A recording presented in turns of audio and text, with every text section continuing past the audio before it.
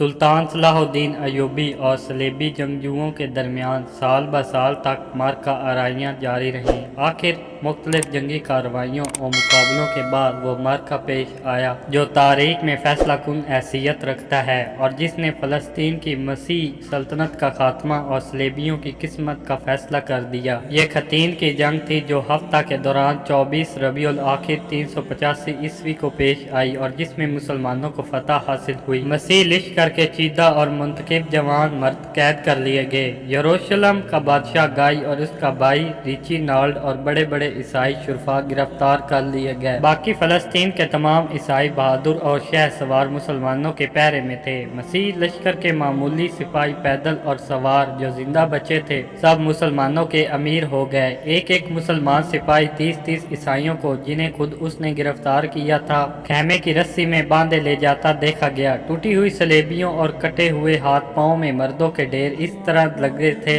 जैसे पत्थर पे पत्थर पड़े हों और कटे हुए सर जमीन पर इस तरह बिखरे पड़े थे जैसे खरबूजों के खेत में खरबूजे पड़े नजर आए। मुद्दतों तक जंग का ये मैदान जिसमें खूनी लड़ाई हुई थी और जहां बयान किया जाता है कि 3000 आदमी मारे गए थे, मशहूर रहा कि एक साल के बाद हड्डियों के तोदे और ढेर दूर से लोगों को नजर आते थे और जानवरों के खाने के बाद टुकड़े जो बचे थे वो भी मैदान जंग में जा बजा पड़े दिखाई देते थे।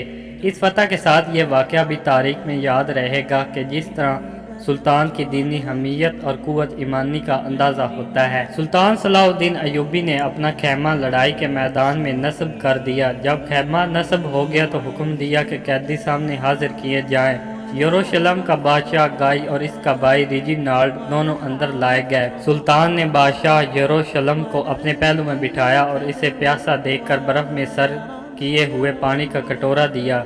सुल्तान ये देखकर खुश हुआ और तर्जुमान से कहा कि बादशाह गाई ने दिया है। रोटी और नमक जैसे देते हैं वो महफूज समझा जाता है, मगर ये आदमी रिजिनाल्ड इस किस्म की हिफाजत में ही मेरे इंतकाम से नहीं बच सकता।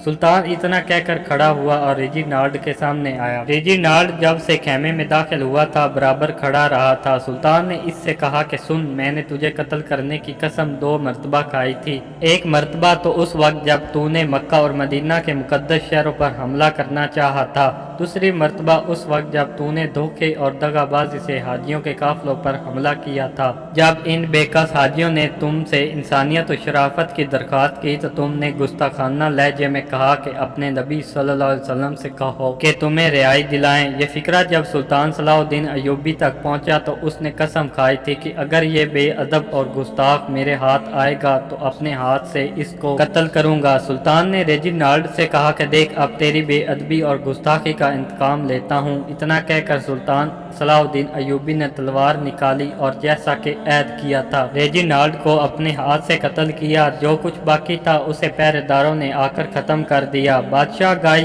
इस कत्ल को देखकर लर्ज गया और समझा कि अब उसकी बारी आएगी। सुल्तान ने उसको इत्मीनान दिलाया कि बादशाहों का दस्तूर नहीं कि वो बादशाह को कत्ल करें। तुम्हारे भाई ने बार बार ऐद शिकनी की थी, अब जो कुछ गुजर गया गुजर गया।